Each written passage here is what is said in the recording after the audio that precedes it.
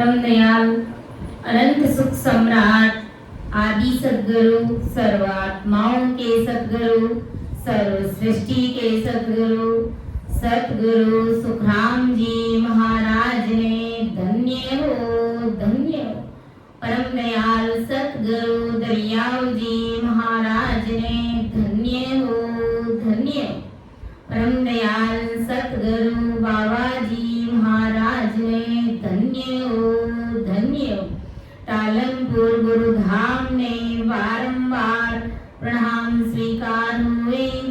राम सभा में राम राम महाराज सभी विराजमान वरिष्ठ संतों को, सभी राम सनई भाई बहनों को और मेरे परिवारजन जो यहाँ पर दूर दिशा और सत्संग के लिए पधारे हैं, तो सभी को मेरा बारंबार कोटि कोटि राम राम सा प्रणाम। और मैं अपने आप को बहुत ही भाग्यशाली समझती हूँ कि आप यहाँ पर पधार कर सत्संग के निमित्त यहाँ पर महाराज के अनबे शब्द सुनने के लिए पधारे। तो आप सभी का तहे दिल से बहुत बहुत हार्दिक आभार व्यक्त करती हूँ। सभी को मेरा राम राम सा, सभी को मेरा बारंबार प्रणाम।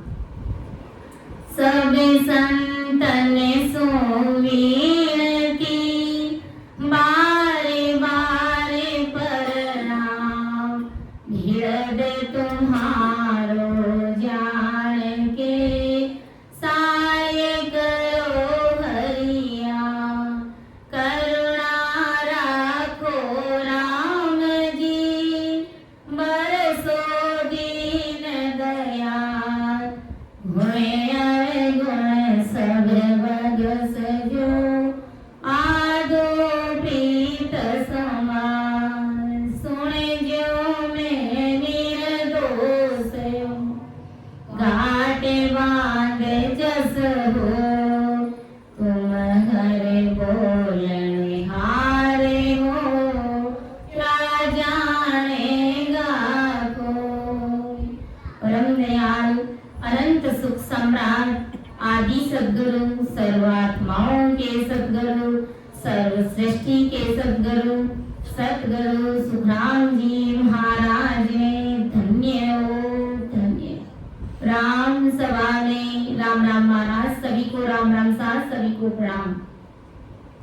आज की सत्संग में अर्थ करने में समझाने में कहीं पर भी अगर मेरे से त्रुटि रह जावे, गलती हो जावे, तो सभी वरिष्ठ संतों से मेरा निवेदन रहेगा आप सभी मुझे क्षमा करें एवं मेरा मार्गदर्शन अवश्य करें, क्योंकि गुरु महाराज का ज्ञान अथाह सागर है जिसका कोई वार पार नहीं।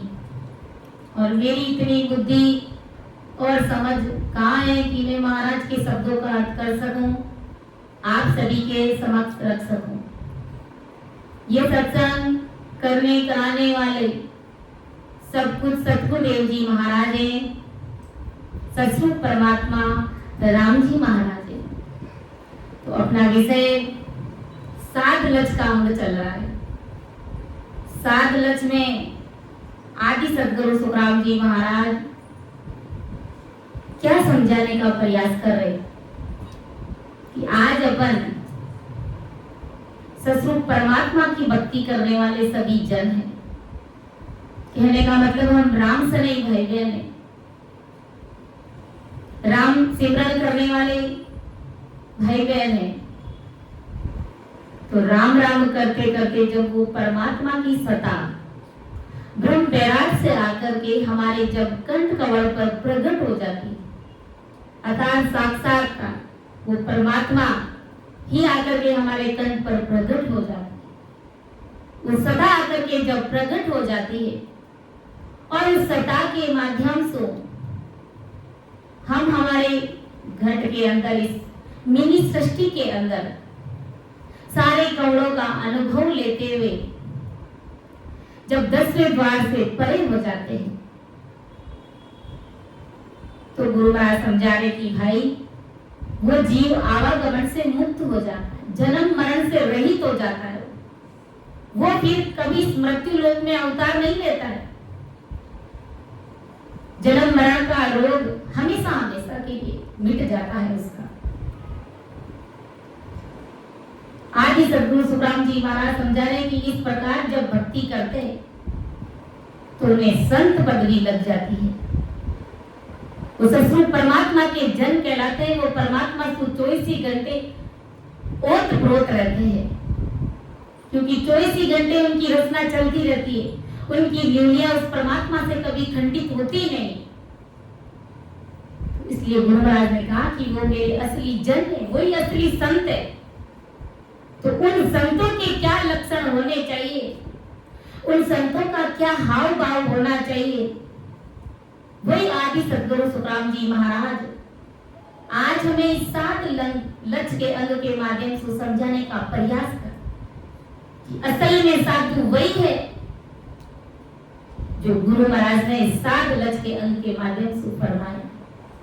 अगर कोई कितना ही राम राम कर रहा है और अगर उसको परमात्मा के देश में जाने की समझ नहीं बनी, उसका आचार विचार, उसका खान पान, उसकी रहनी करनी, उसकी बोल चाल, उसके अंदर अगर बदलाव नहीं आया तो गुरु महाराज समझा रहे हैं कि वो मनुष्य है जो दूसरे आम लोग हैं, आम जनता है, आम जो मनुष्य है उनकी तरह ही है। उसके अंदर और जो राम राम कर रहा है उसके अंदर कोई अंतर नहीं है। वो राम राम करते हुए भी एक आम मनुष्य की तरह ही, एक साधक की तरह ही है, क्योंकि उसका आचार विचार, उसकी बोल चाल अभी बदली नहीं है, उसके अंदर सुधार नहीं हुआ है, वो संतवृत्ति उसके अंदर नहीं आई। और जब तक संतवृत्ति नहीं आती है, गुरु महाराज ने कहा कि 8 अंग और 64 लक्षण जब संतों के अंदर आ जाते हैं, किसी भी प्रकार का विकार नहीं रहता है, तो गुरु महाराज समझा रहे कि वो संत है। और संतवृत्ति कब आती है? जब अपन राम राम लड़ते हैं तभी संतवृत्ति आती है। क्योंकि आज ये 5 तत्वों का जो पुतला है कितने कर्मों से भरा पड़ा है, कितने विकार है इसके अंदर, अपन अंदाजा भी नहीं लगा सकते। और हमारा ये मन रूपी काल पल पल में कर्म बंधन करता है। किसी के बारे में भी क्या सोच लेता है, किसी की निंदा कर लेता है, हाथों से कर्म कर लेता है तो आंखों से कर लेता है तो पांव से कर लेता है। 24 ही घंटे के रग रग रोम रोम का खूनी, पग पग दावा मेरे, बदला दिया कदे नहीं छूटू, जाता मुझको घेरे। ये पग पग पर रग रग रोम रोम का ये जीव खूनी है। तो इन सभी से मुक्त होने के लिए एक ही रामबाण उपाय है कि ये परमात्मा की भक्ति। आते जाते श्वास में सिमरन करना। जब सिमरन करते हैं तो गुरु महाराज की कृपा से धीरे धीरे संतवृत्ति आ जाती है। और ऐसी संतवृत्ति आती है कि वो परमात्मा से अरस परस हो जाता है। फिर संसार से उसे कोई लेना देना नहीं रहता है। जगत क्या कहता है, जगत क्या नहीं कहता है, दूसरे लोग कैसे हैं, उनका स्वभाव कैसा है, उन संतों को उनसे उन बातों से कोई लेना देना नहीं। यही असली संतवृत्ति है। तो आदि सदगुरु सुखराम जी महाराज आज जगत के सभी नर नारियों को क्या समझा रहे कि हमारे जो जगत की रीत है वो आदि अनादि से चली आ रही। क्या रीत है जगत की? कि आहे रीत आदि अनादि, स्वार्थ सबे पुकारे, जन सुख राम मिल्या सब बंदे, तजिया देख विचारे। कि आहे रीत आद अनादि, स्वार्थ सबे पुकारे, जन सुख राम मिल्या सब बंदे, तजिया देख विचारे। जगत में किसी किसी से मायावी स्वार्थ रहता है। आज अपन देखते कि सारा संसार मतलब का है, स्वार्थ का है, राम राम। तो वो सभी अपने अपने स्वार्थ के लिए, जब तक उनका स्वार्थ रहता है किसी मनुष्य के साथ में, तब तक वो मनुष्य उनसे प्रीति करता है। और जैसे ही उनका स्वार्थ खत्म हो जाता है तो गुरु महाराज समझा रहे कि वही मनुष्य उनसे द्वेष करने लग जाता है। उनसे दूरी बनाने का प्रयास करता है। और यह रीत आदि अनादि काल से चली आ रही है। सुखसारण जी महाराज ने कहा है कि आ दुनिया मतलब की होई, बिना मतलब आ किसी का न कोई। ये संसार मतलब से पुकारता है, ये स्वार्थ का संसार है, बिना स्वार्थ के ये किसी का भी नहीं। जब तक जीव संसार में रहता है तब तक तो वो स्वार्थ रहता है, वो तो बात है ही है। लेकिन जब वो बेचारा शरीर छोड़ करके चला जाता है तो भी ये अज्ञानी जगत अपने स्वार्थ के लिए रोती रहती है कि वो मेरे अगर आज होते तो ऐसा होता, वो होते तो ये होता। लेकिन ये मालूम नहीं है कि अब ये शरीर छोड़ करके चला गया, अब इसके साथ हमारे रिश्ते नाते सारे खत्म हो गए। हम तो अपने मोह का त्याग नहीं करते, लेकिन हम भला भी ये नहीं सोचते कि उस जीवात्मा का अब क्या होगा।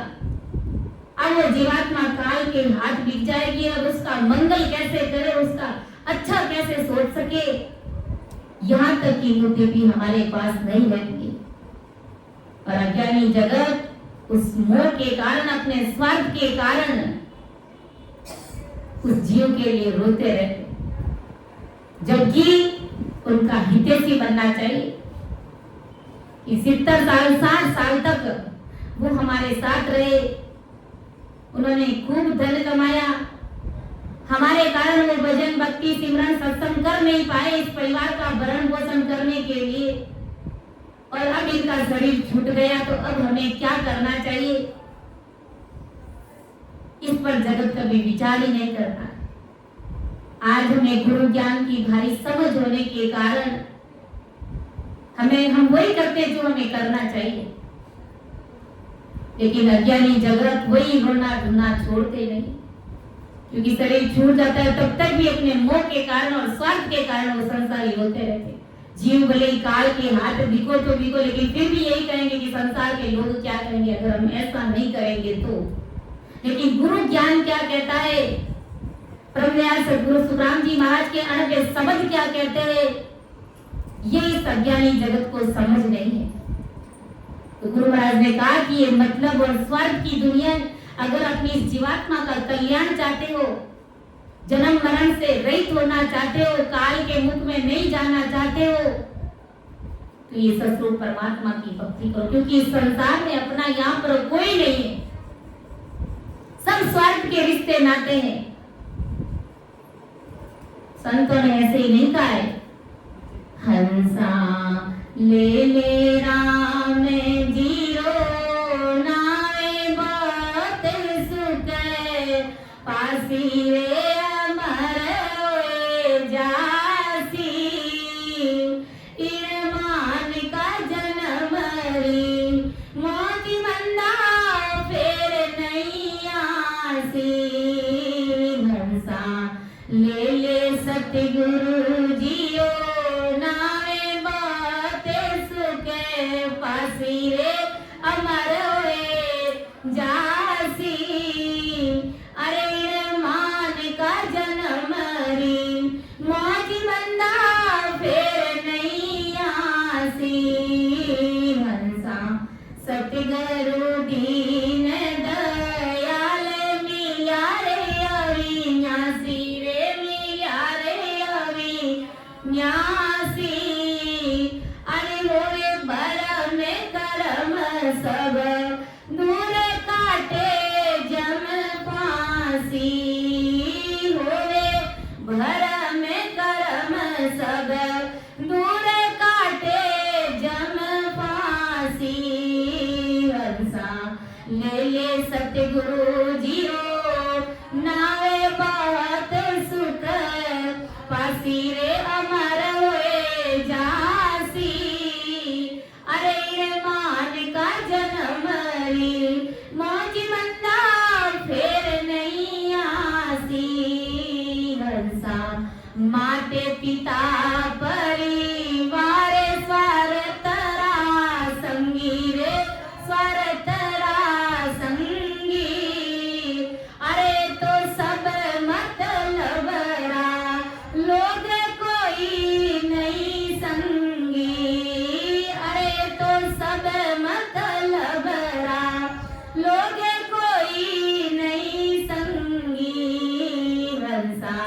ले ले राम जीरो नावे बहुत सुख फांसी रे अमर वे जासी अरे मान का जन्म रे मौज बंदा फिर नहीं आसी मान का जन्म रे मौज बंदा फिर नहीं आसी। इसलिए संत महापुरुष हमें चिताते, हमें कहते, हमें फरमाते, क्योंकि ये दुनिया मतलब और स्वार्थ की है। इसलिए हंसा अरे हंसवर की आत्माओं, अरे संतवर की आत्माओं, तुम सब अमरलोक में चलो। इस संसार में तुम्हारा अपना यहाँ पर कोई नहीं है। हंसा ले ले राम जीरो नाव बहुत सुख पासी अरे अमर होई जासी अरे न मान का जन्मनी मौज बंदा फेर नहीं आसी।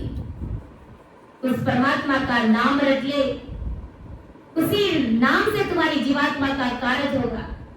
उस नाम से प्रीति ला, ना कि इस जगत से। इस यही नाम तुम्हें अमर कर देगा, तुम्हें परमात्मा से मिला देगा।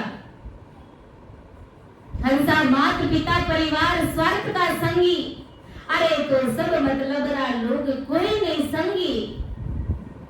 घर परिवार ये सब अपने स्वार्थ के लिए, ये सब एक दूसरे के स्वार्थ के साथ में बंधे हुए हैं।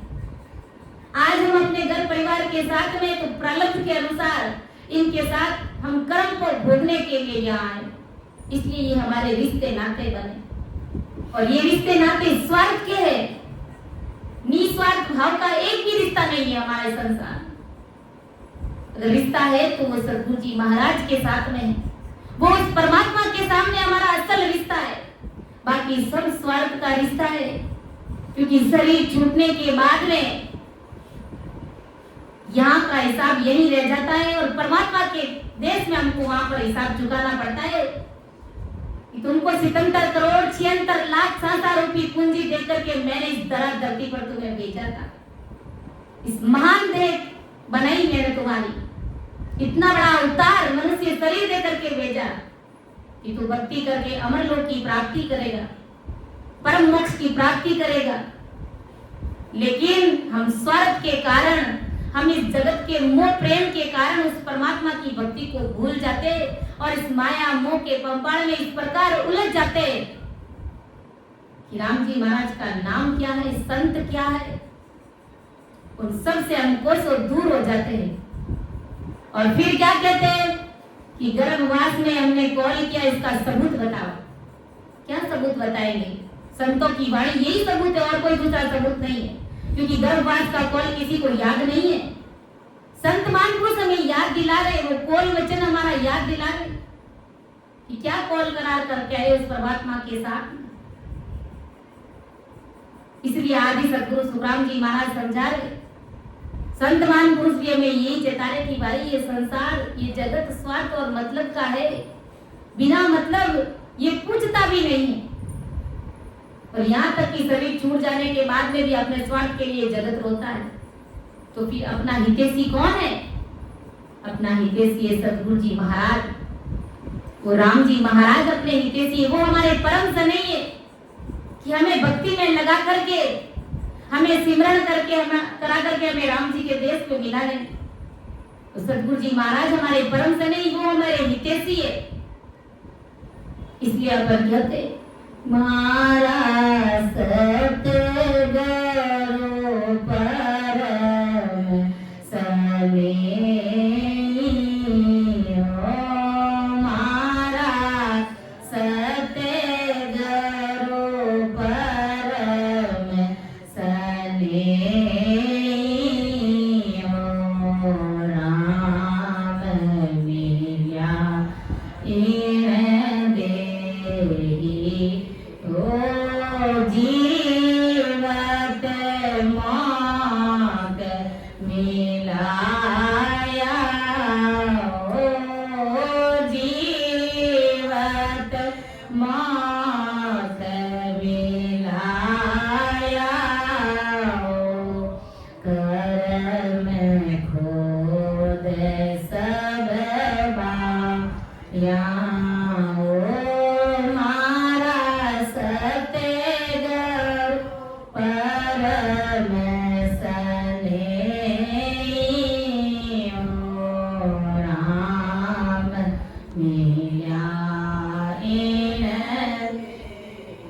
इसलिए अपन कहते हैं कि सदगुरु जी महाराज परम सने, अरे राम मिल्यायण देई। सदगुरु जी महाराज ने इस देह के अंदर उस परमात्मा से मिला दिया हमें, और कर्म खोद सब बायाओ, अपने सभी कर्मों को खोद करके निकाल दिया, और ये राम नाम रूपी भक्ति हमारे इस गढ़ के अंदर भरती सदगुरु जी महाराज, जो हमें परमात्मा के देश में ले जाकर के छोड़ेगी। ये भक्ति, ये परमात्मा की सत्ता, ये राम जी महाराज का नाम। इसलिए सदगुरु जी महाराज हमारे हितैषी है। इसलिए गुरु महाराज ने ये साथ लिखनी पड़ी कि आहे रीत आद अनादि स्वर्ग सबे पुकारे, जन सुख राम मिल्या सब बंदे, तजिया देख विचारे। और गुरु महाराज ने कहा है कि संत हमेशा निस्वार्थ भाव से कार्य करते, उन्हें जगत से कोई स्वार्थ नहीं होता है, उन्हें अपनों से कोई स्वार्थ नहीं होता है।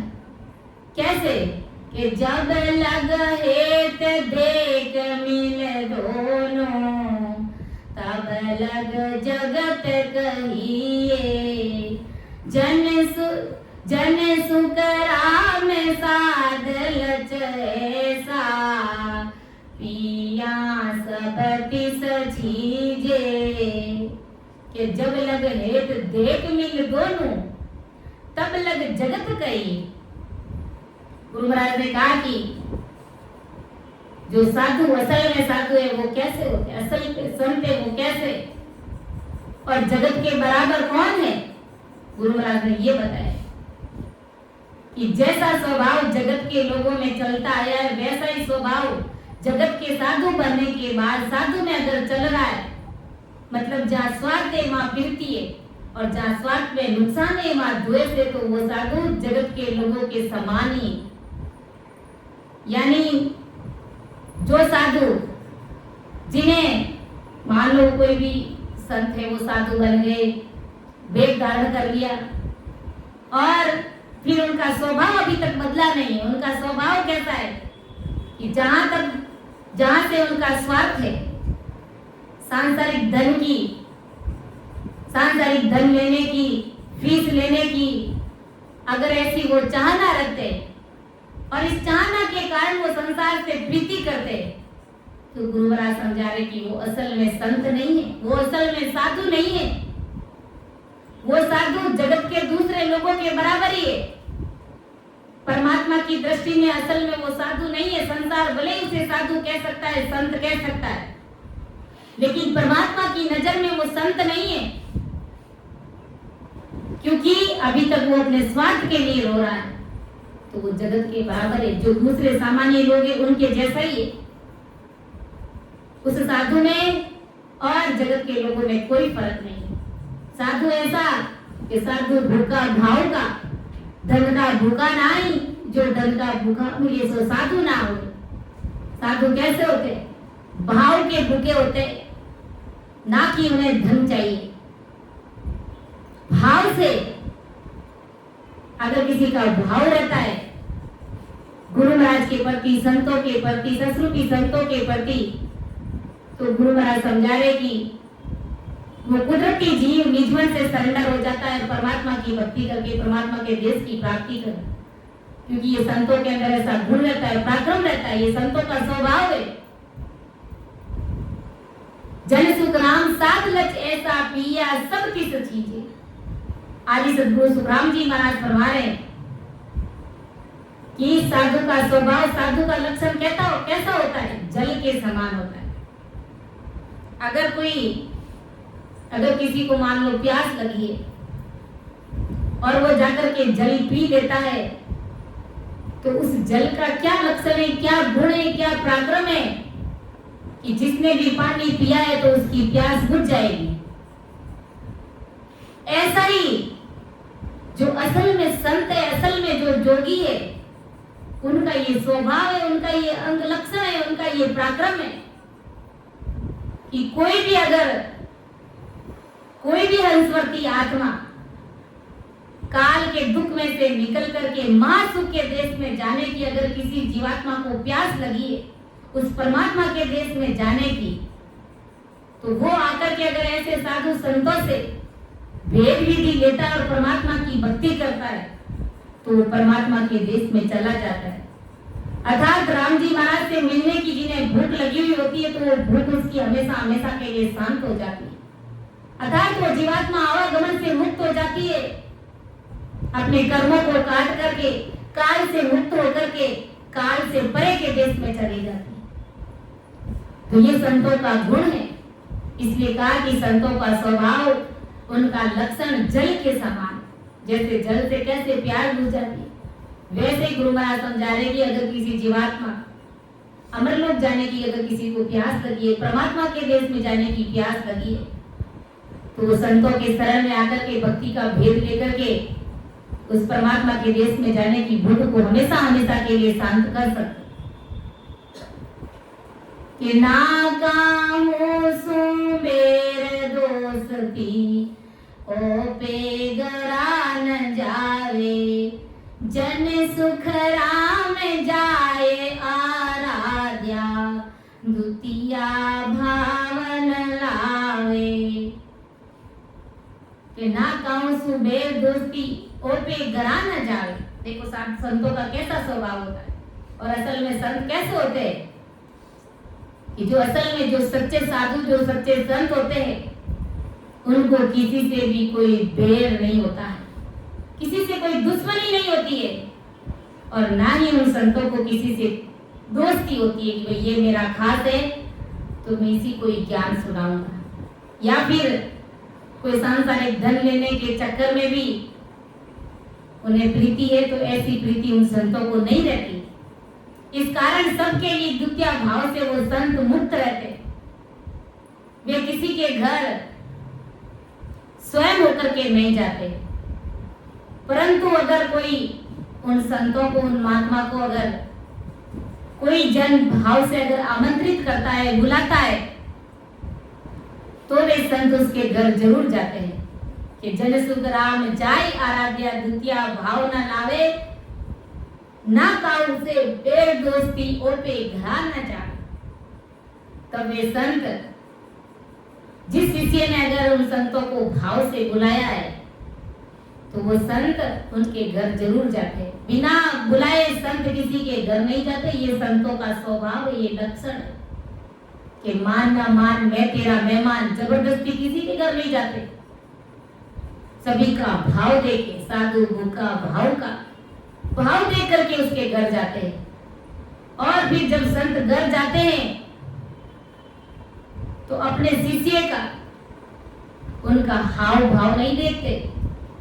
वो गरीब है, वो अमीर है, वो छोटी जाति का है, वो ऊंची जाति का है, उन जात पात से, उन धन से संतों को कोई लेना देना नहीं रहता। संत सिर्फ भाव के भूखे चले जाते हैं। भाव चाहिए संतों को। अब शिष्य चाहे गरीब है चाहे अमीर है, संतों को कोई लेना देना नहीं है। शिष्य ऊंची जाति का है चाहे नीची जाति का है, संतों को उनसे कोई फर्क नहीं पड़ता है। संतों को भाव से मतलब है। गुरु महाराज समझा रहे कि तब वो आमंत्रित करने वाला अमीर है चाहे गरीब है, या ऊंची जाति का है चाहे हल्की जाति का है, ऐसा दो भाव संत मन में कभी नहीं लाते। उनके लिए सभी जीव है जो एक समान है। भाई ऐसा थोड़ी है कि संतों का स्वभाव ये नहीं रहता है कि भाई इस शिष्य के पास में धन ज्यादा है तो मेरा ज्ञान यही शिष्य सुनेगा, दूसरे जो गरीब शिष्य है वो नहीं सुनेंगे। ऐसा नहीं है। वो परमात्मा का ज्ञान चौड़े और चौगान में सब जीवों के लिए बराबर काम करता है। संतों के लिए कोई विशेष जीव नहीं होता है कि भाई इनको मैं मेरा कोई ईद का ज्ञान सुनाऊंगा, ऐसा नहीं है। ज्ञान सबको बराबर सुनाते हैं। कोई भी परमात्मा की भक्ति करके परमात्मा के देश में जा सकता है। संत कभी किसी के साथ में द्वितीय भाव नहीं लाते, एक सरिसा भाव रखते। तो यही बात आदि सदगुरु सुखराम जी महाराज समझा रहे कि जो इस प्रकार की सच्ची सोच रखते हैं वही असल में संत है। और जो धन के लालच में आकर के शिष्यों से प्रीत करते हैं, उनके मन की बात रखते हैं, जैसा शिष्यों को अच्छा लगता है वैसे वैसे उनके हिसाब से बात करते तो गुरु महाराज समझाए कि वो असल में संत नहीं है, वो जगत के बराबर ही है, उन शिष्यों के बराबर ही है। वो उन शिष्यों के अंदर और गुरु के अंदर कोई फर्क नहीं रहता। और जो असल में संत होते वो सबके सामने एक सरिसा ज्ञान बांटते। शिष्य के पास धन ज्यादा है कम है उससे कोई लेना देना नहीं है। जैसे अपन देखते हैं कि किशनदास जी महाराज नीचे कुल में उनका जन्म हुआ था। कबीर साहब जो अंतरराष्ट्रीय स्तर के गुरु हुए थे तो वो भी नीचे कुल में ही हुए थे। रामदास जी महाराज खेड़ापे वाले वो भी नीचे कुल में ही उन्होंने जन्म लिया था। तो क्या वो भवसागर से पार नहीं उतरे? क्या उनके पास शिष्यों की कमी थी? क्या इन्होंने भक्ति भाव में किसी भी प्रकार का फेर फर्क समझा? क्या वो धन के भूखे थे? नहीं, वो निस्वार्थ भाव से जगत को ज्ञान सुनाते थे। तो आज ऐसे संतों का, ऐसे केवली भगवंतों का नाम हम बार बार लेते हैं, उनको धन्य धन्य बोलते हैं। तो ऊंचे नीचे कुल का कोई कारण नहीं रहता है कि कुल रो कारण संता है नहीं, सिमरे जारो साई।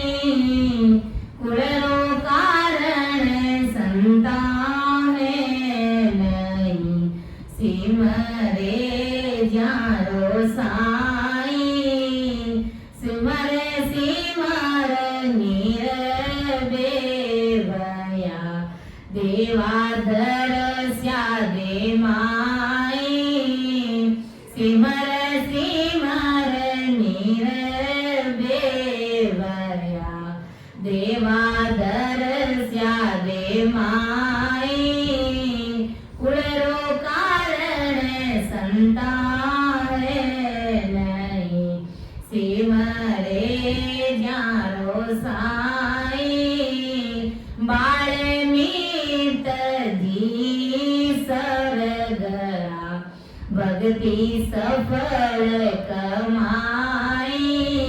बाल मीत जी सरगरा, भक्ति सफल कमाई।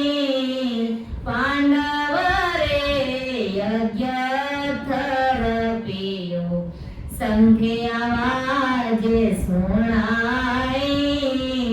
पांडव रे यज्ञ थर पियो, संख्य आवाज सुनाई। कुड़रो कारण संता है नहीं, सिमरे जारो साई। सुमिर सुमिर निर्भेवया, देवाधर स्यादे माई। सिमर सिमर निर्भेवया, देवाधर स्यादे माई। कुड़रो कारण संता है नहीं। इसलिए संतों ने कहा कि कुल का कोई कारण नहीं। संत किसी भी कुल में जन्म ले सकते हैं क्योंकि अपने प्रारब्ध के अनुसार पूर्व जन्म में उन्होंने खुद ससुर परमात्मा की भक्ति करी। और मान लो कोई उनके हाथों से ऐसे कर्मबंधन हो जाते तो दूसरा जन्म नीची जाति में जरूर मिलता है उन्हें, लेकिन ससुर परमात्मा की भक्ति करने वाले बहुत बड़े संत मान पुरुषों के रूप में अवतार लेते। भले ही वो नीचे कुल के हो लेकिन उनके हाथ में हीरा है। इसलिए जात पात का कोई कारण नहीं। संत किसी को भी ज्ञान दे सकते हैं। संतों के सामने सभी जीव बराबर है। सबको ज्ञान सुना करके वो परमात्मा के देश में ले जाना चाहते। इसलिए जाति पाति का कोई कारण नहीं है। कि जब लगे बुरी बलि सब व्यासे, काम क्रोध अहंकार, जन सुख राम ता लग भय, त्रिगुटी तत् विचारा। कि जब लग बुरी बलि सब व्यासे, काम क्रोध एकार। जब तक साधु जगत के हंसों को माया से कम या ज्यादा तोलता है तो वो साधु जगत के बराबर का ही है, गुरु महाराज समझा है। अगर कोई संत माया के हिसाब से शिष्यों को ऊंचा नीचा तोल रहा है, यानी ऊंच नीच का भेदभाव कर रहा है, जाति के अनुसार करो चाहे धन के अनुसार करो, तो गुरु महाराज समझा रहे कि वो संत नहीं है, वो जगत के बराबर ही, क्योंकि वो दो भाव से देख रहा है। और उस साधु के घट में काम, क्रोध, लोभ, मोह, मत्सर, अहंकार से वो ओत-पोत भरा रहता है। वो साधु के लायक का है ही नहीं। और त्रिपुटी यानी वो 10वें द्वार से परे अभी तक हुए नहीं, वो जगत के बराबर ही। और उन साधु को, उन संतों को, खुद को भी काल खाने का डर सताता रहता है, काल का भय रहता है। तो गुरु महाराज समझा रहे कि वो असल में साधु नहीं है। इसलिए गुरु महाराज ने कहा है कि कैसे संतों का शरण लेना चाहिए हमें, कैसा ज्ञान हमें सुनना चाहिए जो हमें काल के मुख से निकाल करके आवागमन से मुक्त कर सके, हमारी जीवात्मा का कार्य कर सके। ऐसे सत्संग की संतों का शरण लेना चाहिए हमें, ऐसा परमात्मा का ज्ञान हमें सुनना चाहिए। ऐसा सत्य जाओ में संता, ऐसा सत्य जाओ संता में, ऐसा सत्य जाओ। आवागमन मिटे दुख भारी, माँ परम सुख पाओ संतों में, माँ परम सुख वो संतों में। ऐसा सतगुरु जाओ, ऐसा सतगुरु जाओ में संतों, ऐसा सतगुरु जाओ। पापे करो तो दो जग देवे, धर्म किया भुगतावे वो संतों, धर्म किया भुगतावे।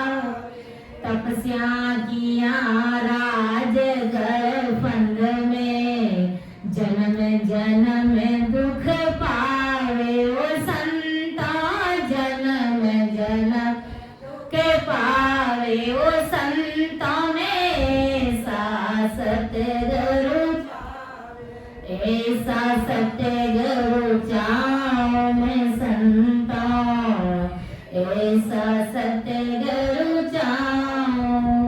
आवागमन मिटे दुख वारी, महापरम पद पाओ संतों, महापरम पद पाओ संतों में। ऐसा सतगुरु बरम करम दो न्यासो न्यारा, जासुर उली वलाई। बरम करम दो नासो न्यारा, जासुर उली वलाई। यो संता जासुर के सुख राम राम बिना जग में, सबही कर में उपाय। यो संता सबही कर, यो संतों में ऐसा सतगुरु जाऊं, ऐसा सतगुरु जाऊं में संतों, ऐसा सतगुरु आवागमन मिटे दुख भारी, महापरम सुख पाओ ओ संतों में, महापरम सुख वो संतों में। ऐसा सतगुरु तो हमें कैसा सतगुरु जी महाराज चाहिए, कैसे संतों का सानिध्य चाहिए, ऐसे संतों का सानिध्य चाहिए। परम दयाल सतगुरु सुखराम जी महाराज का शरणा चाहिए, उनके ज्ञान सुनाने वाले ससुर संतमान पुरुष चाहिए हमें, कि उनकी चरण शरण में रह कर के हम परमात्मा की भक्ति करके अमर लोक की प्राप्ति कर सके। जो हमारे आवागमन के भारी दुख को मिटा सके। ऐसा सतगुरु चाहूं मैं संतों, ऐसा सतगुरु चाहूं जिसे आवागमन मिटे दुख भारी, महापरम सुख पाऊं। उस परम पद की प्राप्ति करूं, आनंद लोक की प्राप्ति करूं, जहां पर दुख मांगने पर भी नहीं, सदा सदा के लिए आनंद हो जाए, मेरी जीवात्मा का कार्य हो जाए। ऐसा सद्गुरु जी महाराज हमें चाहिए। पाप करूं तो दोजख देवे, नरकुंड में डाल दे, धर्म करूं तो भुगतावे, तपस्या किया राजगढ़ फंद में, तपस्या करूं तो राज की पदवी दे दे, जन्म मरण जन्म जन्म दुख पावे। ऐसे ऐसे सद्गुरु जी महाराज हमें चाहिए, जो पाप और पुण्य से अलग कर दे, नाना प्रकार के जो करणी कर्म कांडों का जो ज्ञान है, उस ज्ञान से हमें सदा सदा के लिए अलग कर दे, और सचमुच परमात्मा का ज्ञान सुना करके हमें अमर पद की प्राप्ति करा दे। ऐसे सद्गुरु जी महाराज जो भरम और कर्म से न्यारे और उस परमात्मा से 24 घंटे यूं लगा करके रखते हैं, ऐसे सद्गुरु जी महाराज हमें चाहिए। क्या सुख राम राम बिना जग में सभी कर्म उपाई। उस परमात्मा की भक्ति के बिना, संतों के सानिध्य के बिना इस संसार में सब कर्म उपाय, सब जगह कर्म बंधन ही कर्म बंधन है। इसलिए ये जीवात्मा चाहती है कि ऐसे सतगुरु चाहूं मैं संतों, ऐसा सतगुरु चाहूं। तो हमें आज ऐसे सतगुरु जी महाराज की जरूरत है, और वो सतगुरु जी महाराज, उनका शरणा आज हमारे पास में है। जिनके पास में नहीं है, उन जीवों की क्या हालत है हम सब अच्छे से देख रहे। इसलिए आज हम अपने आप को परम भाग्यशाली जीव समझते हैं। भाग्यशाली नहीं, परम भाग्यशाली इसीलिए है कि हमारे सद्गुरु जी महाराज हमें आवागमन से मुक्त करके हमें अमर लोक की प्राप्ति कराएंगे। कि उपजी खरे जरे सो माई, से नर साध कहीजे, जन सुख राम सुनत सब बोले, जगत बराबर दीजे। देखो कितनी बड़ी बात महाराज समझा है कि उपजे खरे जरे सो माई, से नर साध कहीजे, जन सुख राम सुनत सब बोले, जगत बराबर दीजे। कैसी संतवर्ती होनी चाहिए, संत कैसे चाहिए? ये ऐसे साधु, किसी ने अगर संतों की निंदा करी, साधु की निंदा की, तो उस साधु को निंदक के प्रति कुछ समय के लिए जरूर नाराजगी उपजती है, परंतु वो नाराजगी सहजवती में ही स्थिर हो जाती है, खत्म हो जाती है। अगर कोई संतों की, कोई राम जनों की अगर कोई निंदा करता कि वो संत ऐसे है वैसे है, तो गुरु महाराज समझा रहे कि जब संतों को इस बात का मालूम पड़ता है तो थोड़ा दुख उन्हें जरूर होता है, लेकिन वो नाराजगी उनकी सहजवती में स्थिर हो जाती है, क्योंकि उनके पास में गुरु ज्ञान की भारी समझ है कि ससुर परमात्मा का ज्ञान क्या कहता है, जगत को निंदा करेगा ही करेगा। लेकिन शायद कि जैसी उनके अंदर समझ होने के कारण वो नाराजगी उनकी सहजवती में स्थिर हो जाती है। तो गुरु महाराज समझा रहे कि वही असल में साधु है, वही असल में संत है। जैसे रघुदास जी महाराज ने कहा ना कि निंदा मेरी नगर में करो सकल नर नार, मेरा कुछ बिगड़े नहीं, उसे कुम्हार, उसे कुम्हार, मेरा मन उजड़ रोई, बिन पानी मल मेल पगल कर धोवे सोई, केरा गोसत बात भजन में निसदिन बलिया, अरे दिन मेरो सिर भाग नगर में हुई गई निंदिया। संत जब कोई निंदा करते हैं संतों की, तो संतों ने कितनी बड़ी बात कही है कि निंदा मेरी नगर में करो सकल नर नार, जगत के सभी संसारी लोग मेरी निंदा करो, क्योंकि मेरा कुछ बिगड़े नहीं, उसको भार। संत कहते हैं मेरा तो कुछ भी नहीं बिगड़ता, लेकिन वो भार उसी के ऊपर चढ़ता है, उसका उसको भार मेरा मन उजड़ होई। संतों का भार मन है जो उजड़ होता है, क्योंकि जैसे देखो हमारी कोई निंदा करता है, जब हमें मालूम पड़ता है कि इस बंदे ने मेरी निंदा करी है, तो हम गुरु ज्ञान के अनुसार अपने अंदर सुधार लाने का प्रयास करते हैं, गुरु महाराज को अरदास करते हैं। लेकिन हमारे अंदर जो कमियां थी, अगर सामने वाले ने निंदा करी तो वो सारे कमियां उसके ऊपर लगे, वो सारे कर्म बंधन उनको लगे। इसलिए संतों ने कहा कि उसको भार मेरा मन उजड़ होई, बिन पानी मल मैल पगल कर धोवे सोई। बिना पानी बिना साबुन ये संसार संतों का मैल उतारना है। के रागो सतबात भजन में निस्दिन बंदिया, के संत तो रात और दिन भजन में लगे हुए रहते। जैसे उनकी निंदा करते तो संतों को परमात्मा से दुगुनी यूं लग जाती है, दुगुनी पीड़ा के साथ में वो परमात्मा की भक्ति करते। और क्या कहते हैं कि दिन मेरो सिर भाग नगर में हो गई निंदिया। अपने आप को धन्य कहते हैं, धन्य बात समझते कि मेरी सगा संसार में निंदा हो रही है। तो हमें कभी संतों की निंदा नहीं करनी।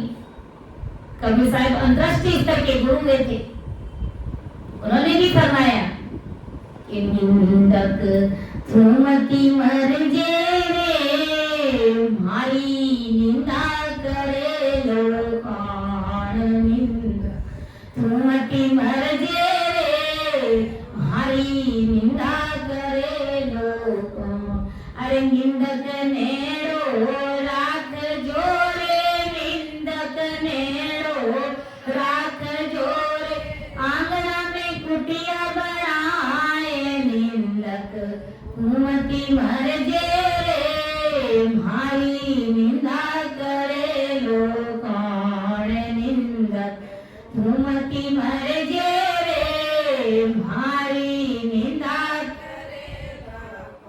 कहवे कबीर सा धर्मी दास ने रे, कहवे कबीर सा धर्मी दास ने, निंदा करो मति कोय। निंदक सुमति मर जे रे, भारी निंदा करे लोकान। निंदक सुमति मर जे रे, भारी निंदा करे लोकान। साहेब राधरे बार मेरे, साहेब राधरे बार मेरे, रोला मातो टेक।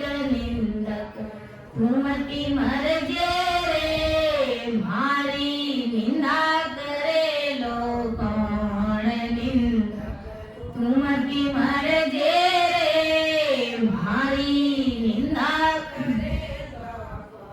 संतों ने क्या कहा कि अरे निंदक तू मत मर जे रे, हमारी निंदा करे लोकान।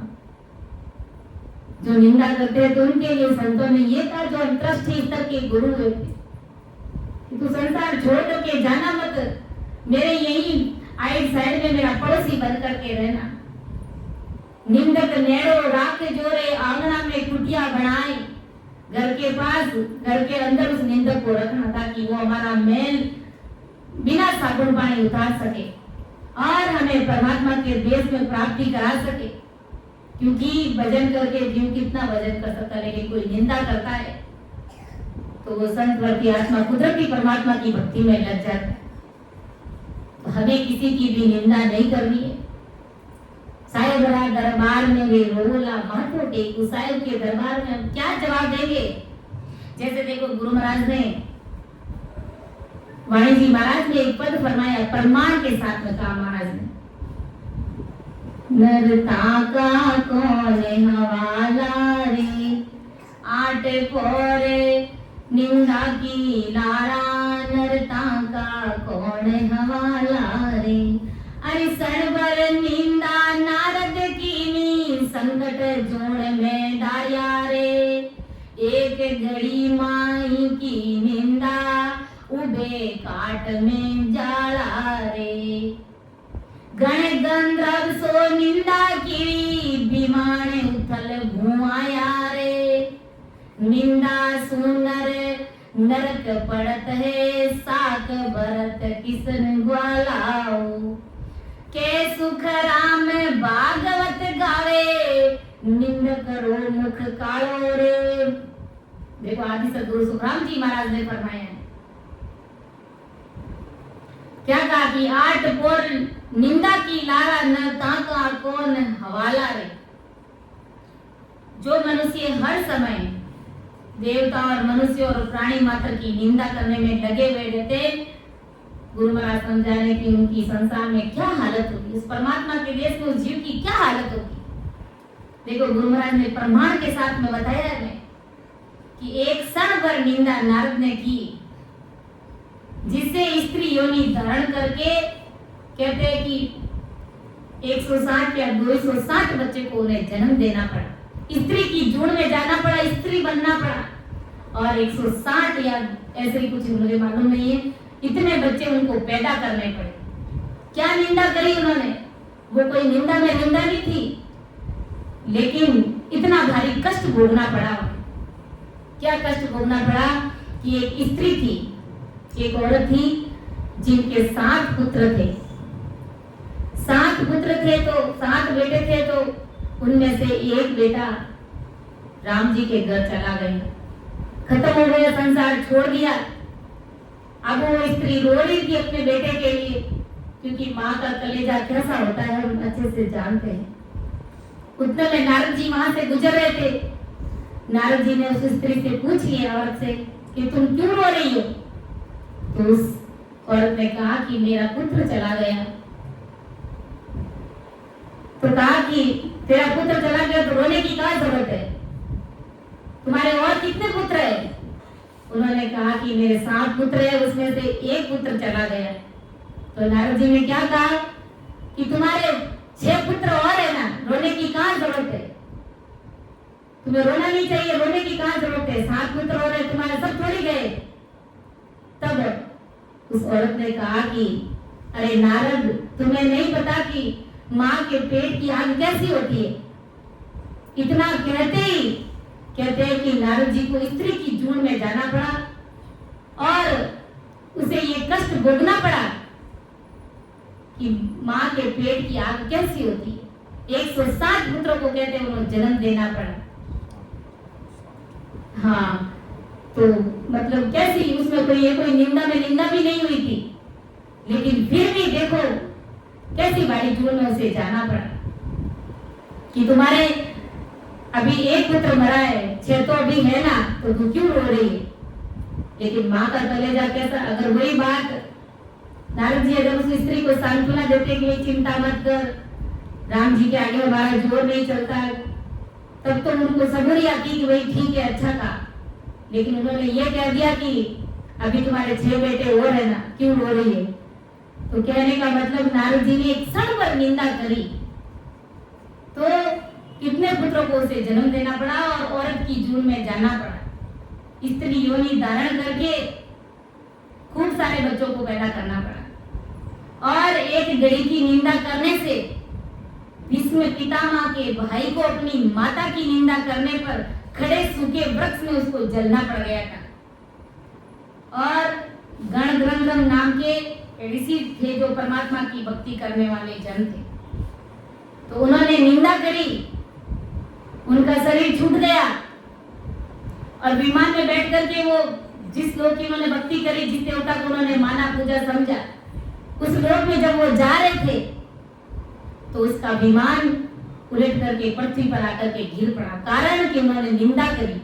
अब उस गणधर्म ने क्या निंदा करी कि जब उसका विमान है जो जा रहा था तो उन्होंने देखा कि शंकर भगवान और पार्वती अपने प्रेम प्रसन्न में लिभायमान थे। अब गणधर्म की जैसी दृष्टि शिव पार्वती के ऊपर पड़ी तो उसके मन में क्या हल्का भाव आया, क्या निंदा करी उसने, ये देवता ऐसे क्या कर रहे। ऐसी बात करते ही उसका विमान तुरंत धरती पर आकर के गिर गया। तो कहने का मतलब, कहने का तात्पर्य क्या है कि हमें किसी की भी निंदा नहीं करनी चाहिए।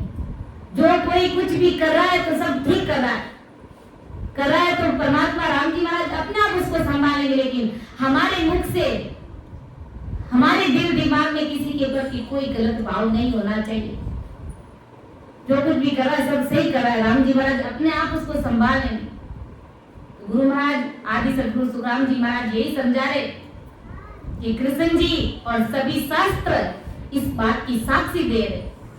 और भागवत भी यही कहती है कि जो निंदा करते उनका जमराज मुंह काला करके उसको सीधा नरकुंड में डाल देते हैं। इसलिए हमें तो किसी की भी निंदा नहीं करनी, चिड़ी कमेड़ी की भी निंदा नहीं करनी है कि वो ऐसा है ऐसा है वैसा, क्योंकि हमें किसी से कोई लेना देना नहीं है। हमें तो राम राम रटके राम जी महाराज के देश में जाना है, क्योंकि इसीलिए हमें ये मनुष्य शरीर मिला गया है। लेकिन इस संसार में आकर के हम इस प्रकार माया मोह में लिप्पायमान हो जाते, इस प्रकार खो जाते, रचमच हो जाते इस माया मोह में, इस सांसारिक मोह प्रेम में, कि वो परमात्मा का ज्ञान क्या है, वो राम जी महाराज का नाम क्या है, उनसे अपन कोसों दूर हो जाते।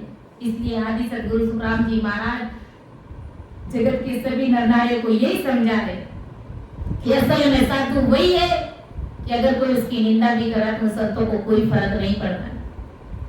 और जो नाम मात्र के साधु होते हैं वे उदाहरण कर लेते हैं, अंदर में खाली ठडोले के नाम पर वो नाम मात्र के संत होते, तो उनकी अगर कोई निंदा कर देते हैं तो वो संत क्या करते हैं, तुरंत उनसे झगड़ना शुरू कर देते, तुमने मेरे बारे में ऐसा कैसे बोल दिया, क्योंकि उनको निंदा करी हुई सहन नहीं होती। इसलिए आदि सदगुरु सुखराम जी महाराज समझा रहे कि असल में जो संत होते अगर उनकी निंदा करते तो विचार जरूर करते, लेकिन परमात्मा की समझ है उसके अंदर, इसलिए वो निंदक को कुछ भी नहीं कहते, उनका उनको लाड लगाते हैं। और ऐसा सुना है कि हमारे बाबा जी महाराज कोई भी उसकी निंदा करते तो निंदा करने वाले को प्रसाद भी ज्यादा देते थे कि तू तो मेरा खासम खास है। तो ऐसा हमें कभी नहीं करना चाहिए, किसी की भी हमें निंदा नहीं करनी चाहिए कि उपजे खरे जरे सो माई से नर साध कहीजे, जन सुख राम सुनत सब बोले, जगत बराबर दीजे। जो संत निंदा करने से अगर क्रोध करते हैं, विरोध करते हैं, झगड़ते हैं, तो ये समझ लेना चाहिए कि वो संत अभी तक काल के मुख में है, वो काल से परे नहीं हुए, वो जगत के बराबर के ही संत है। जगत के दूसरे लोगों में, दूसरे आम आदमी में, उन संतों में कोई फर्क नहीं। संतवृत्ति कब आती है कि जगत चाहे कुछ भी कहे, अच्छा कहे, बुरा कहे, निंदा करे, कोई स्तुति करे, कोई माने, कोई नहीं माने, कोई मान सम्मान दे, कोई नहीं दे, तो उससे संतों को कोई फर्क नहीं पड़ता, क्योंकि संत हमेशा संत ही रहेंगे। और जो नकली डुप्लीकेट जो संत होते हैं उनकी अगर निंदा करते तो उनको सहन नहीं होता, क्रोध करते, झगड़ने लग जाते, समझ लेना चाहिए अभी काल के मुख में। तो ऐसा परम दयाल सदगुरु सुखराम जी महाराज जगत के सभी नर नारियों को समझा रहे कि सब सुहेत बेर नहीं बंदे, निरपक ज्ञान विचारे, जन सुख राम सूर के ओदे, ठगे मुझसे कुण मारे। आदि सदगुरु सुखराम जी महाराज क्या समझा रहे कि सब सुहेत बेर नहीं बंदे, निरपक्ष ज्ञान विचारे। जिस साधु को किसी से प्रीति या बेर नहीं उपजता है तथा जो सभी में ओत प्रोत भरा है, ऐसे निरपक्ष शत्रु ब्रह्म के ज्ञान में खुद ल्यू लगा करके रहते, वो जगत को ल्यू लगा करके रहते, ऐसे साधु में काम, क्रोध, अहंकार या ठग ऐसा कभी उभर करके बाहर नहीं आता है। तो असल में वही संत है, ना तो उन्हें किसी से बैर है, ना उन्हें किसी से दोस्ती। वो 24 घंटे परमात्मा की सदा सु ओत प्रोत रहते हैं, परमात्मा का वो ल्यूबंद भजन करते हैं और दूसरे जीवों को भी उस भक्ति में लगा करके रखते हैं, डुबो करके रखते हैं, और सबको बिठा करके कहते हैं कि भजन करो, सिमरन करो। गुरु महाराज समझा रहे कि वो असल में साधु है। इसलिए अपन कहते भी है, दिन दिन वे जानवर बागी, जारी सूरत सायब सो लागी। दिन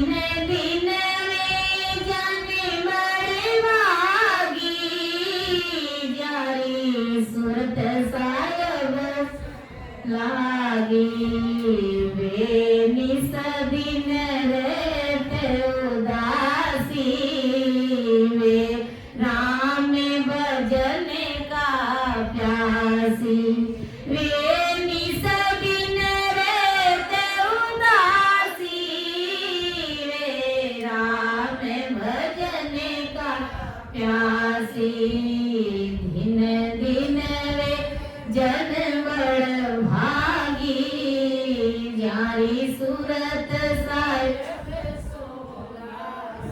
वे उलझों को सुलझावे, जन सहज राम जस गावे, वे उलझों को सुलझावे, जन सहज राम जस गावे, वे आप तिरे और तारे, वे साधु बड़े मत वाले, वे साधु बड़े मत वाले, वे आप तिरे जग तारे, दिन दिन वे जन बड़ भागी, न्यारी सूरत सार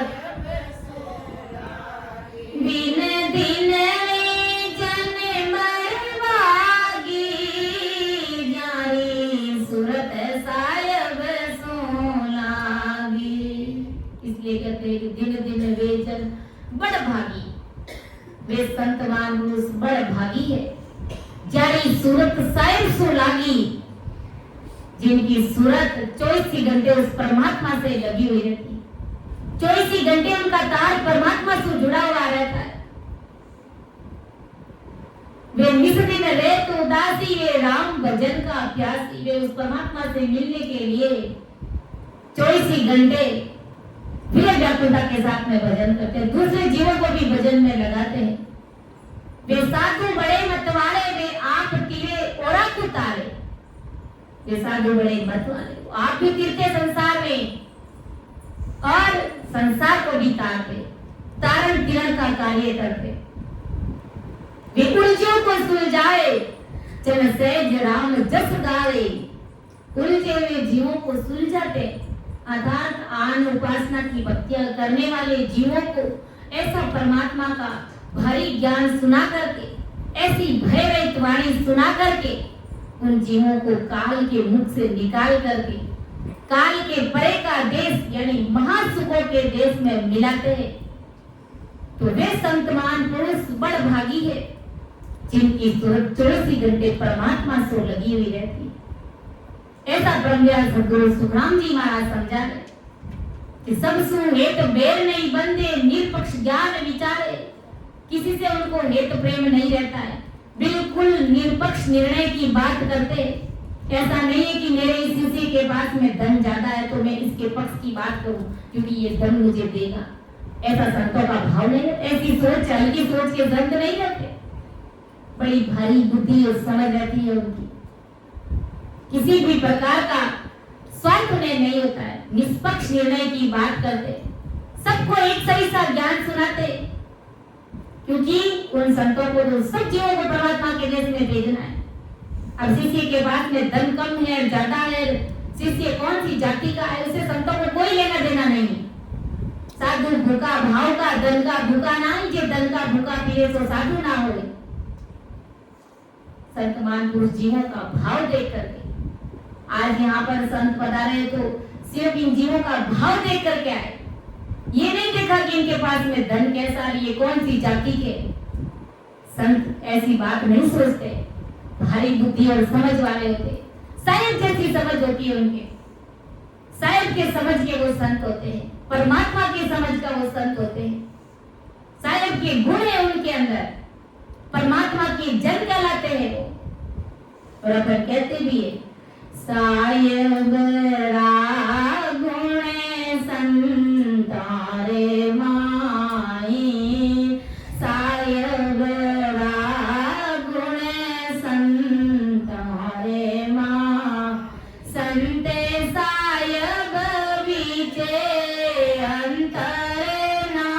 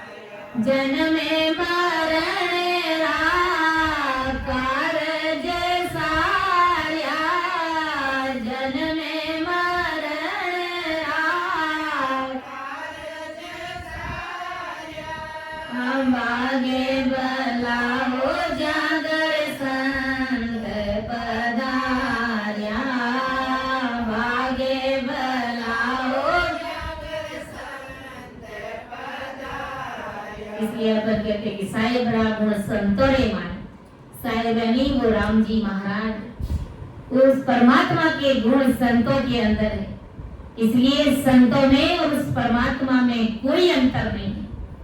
वो साहेब के समझ के संत है, वो परमात्मा के जन है। ऐसे संत बड़े उपकारी, शरण आयोड़ा ने लेवे उबारे। कोई जीव अगर संतों की चरण शरण में आ जाता है तो संत उस जीव को उबार लेते हैं, आवागमन से मुक्त कर देते हैं, अपने सम्मान बना लेते हैं। ये संतों के अंदर गुण है। ऐसा जो असल में संत है उनका ये पराक्रम है। जैसे अपन सभी जानते हैं कि पारस का गुण क्या है कि लोहे को सोना बना देता है। लोहे को सोना कब बनाता है कि जब उस लोहे को पारस से पास में ले जा करके एकदम उनको स्पर्श कराते हैं, तब उस पारस का गुण है कि उस लोहे को वो सोना बना देता है। लेकिन पारस का गुण तो इतना ही है कि लोहे को सोना बना देगा, पारस थोड़ी बनाएगा, नहीं बना सकता। लोहे को पारस को नहीं बना सकता। लेकिन सद्गुरु जी महाराज के अंदर ऐसा गुण, ऐसा पराक्रम है कि अगर कोई शिष्य निज मन से आकर के अगर गुरु महाराज के चरणों में सरेंडर हो जाता है तो सद्गुरु जी महाराज के अंदर वो गुण है, वो पराक्रम है कि वो शिष्य को अपने सम्मान बना लेते हैं। वो परमात्मा की सत्ता जो सद्गुरु जी महाराज ओतप्रोत है, वैसी की वैसी सत्ता शिष्य के अंदर प्रकट करके उनको भी परमात्मा से ओतप्रोत कर देते हैं। तो ये सद्गुरु जी महाराज का कितना भारी गुण है, कितना भारी पराक्रम है। इसीलिए अपन कहते हैं ऐसा सत्यवादी महाराज साहेबा, ऐसा सत्यवादी महाराज साहेबा, बग से ज्ञान अपारा, बग से ज्ञान अपारा, ओ भावे राखे ओ जाने भेड़ार में, भावे राखे जाने भेड़ार में, पापी नुगरा सुन्यारा, ओ पापी नुगरा सुन्यारा, ऐसा सत्यवादी महाराज साहेबा, ऐसा सत्यवादी साहेबा, सत्य गुरु पारस खान है लो जुग संसारा, लो जुग संसारा,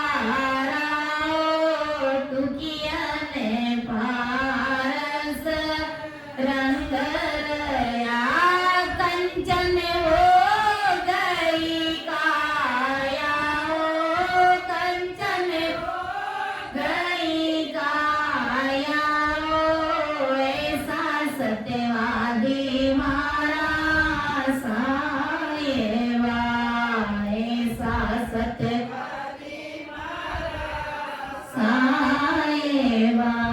इसलिए अपन कहते हैं ऐसे सतगुरु साहेब है, भाव राखे वो जाने मेरा रवे, पापी नुगरा सोनिया, ऐसा सतवादी महाराज साहिबा।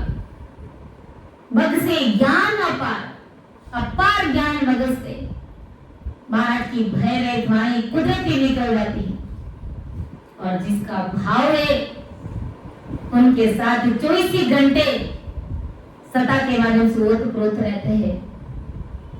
चाहे वो शिष्य भले 10,000 किलोमीटर दूर रह रहा है, लेकिन उस शिष्य का अगर भाव है अपने सद्गुरु जी महाराज के प्रति, तो वो राम जी महाराज उसके रग रग रोम रोम नाड़ी नाड़ी नस नस में बोलने लग जाते हैं। उस शिष्य का मतलब उनकी जाति नहीं देखते, उनकी धन दौलत नहीं देखते, सिर्फ उसका भाव देखते। और आज यहाँ पर आए तो सबका भाव देख कर संत महापुरुष यहाँ पधारे। किसी का धन देख करके या जाति देख करके एक दूसरे को या लक्षण देख करके नहीं आए, सिर्फ उनका भाव देखा। तो भाव के पीछे दूर दिशावर यहाँ पर सत्संग करने के लिए आ गए। तो कहते हैं ना, भाव तगड़ा तो कोई नहीं लग रहा, भाव बिगड़ा तो फिर रगड़ा ही लग रहा है। ऐसा परम दयाल सदगुरु सुखराम जी महाराज सात रज के अंग के माध्यम से उन सभी को समझाने का प्रयास किया। समय का तकाजा देखते मैं मेरे शब्दों को यहीं पर विराम देती हूँ। समझाने में, अर्थ करने में अगर मेरे से कहीं पर भी गलती हुई है तो सभी से निवेदन रहेगा कि आप मेरा मार्गदर्शन करें और मुझे क्षमा करें। सुनिजो मैं निर्दोष हूँ, घाटे बांधे जस हो, तुम हरे बोलने हारे हो, क्या जानेगा कोई। परम दयाल अनंत सुख सम्राट आदि सद्गुरु, सर्व आत्माओं के सद्गुरु, सर्व सृष्टि के सद्गुरु सतगुरु सुखराम जी महाराज ने धन्य हो, धन्य हो। राम सभा में राम राम महाराज, सभी को राम राम सा, सभी को मेरा बारंबार प्रणाम।